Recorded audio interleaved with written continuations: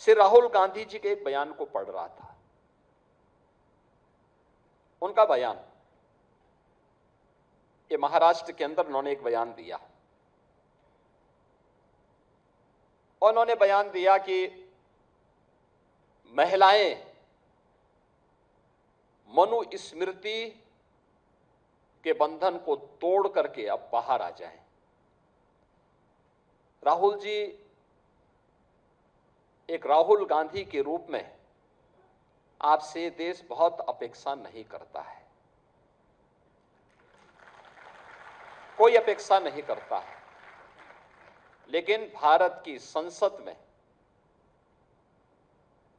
भारत की सर्वोच्च पंचायत में नेता प्रतिपक्ष के रूप में आपको देश के लोकतंत्र के प्रति जवाबदेही बनाता है। आपने भारत के संविधान की शपथ ली थी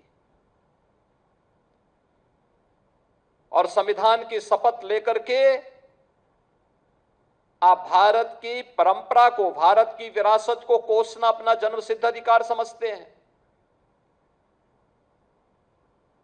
आप यूपी के बाहर जाते हैं तो यूपी को लांछित और अपमानित करते हैं, भारत के बाहर जाते हैं तो भारत का अपमान करते हैं।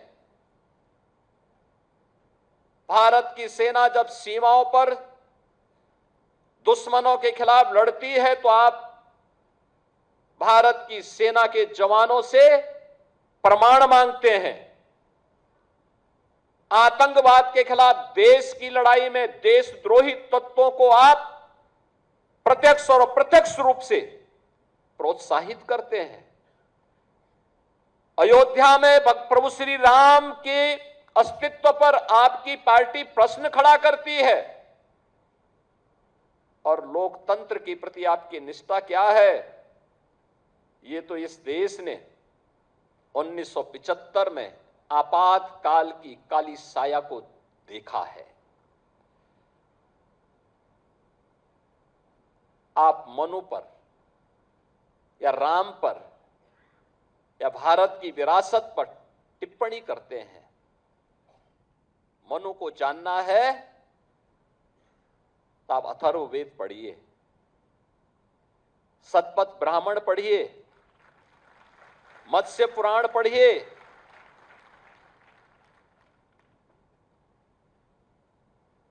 आपको सारी जानकारियां मिल जाएंगी। मैं पूछना चाहता हूं, कौन ऐसा व्यक्ति है जिसके जीवन में किसी न किसी रूप में, मां के रूप में या बहन के रूप में या पत्नी के रूप में या फिर बेटे के रूप में किसी महिला का संरक्षण उसे न प्राप्त होता हो? कौन ऐसा व्यक्ति है?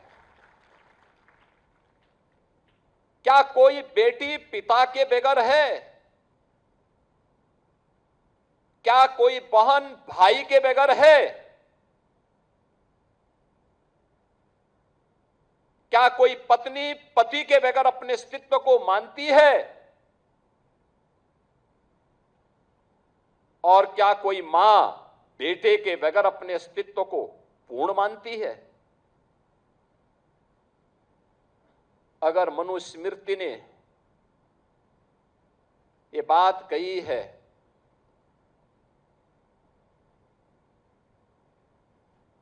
आप बताइए सही बात क्या है? और आप भारत के बच्चों को, भारत के नौनिहालों को उस दिशा में क्यों ले जाना चाहते हैं जहां पर किसी माता को या किसी अन्य व्यक्ति को बाद में लज्जित होकर के माफी मांगनी पड़े?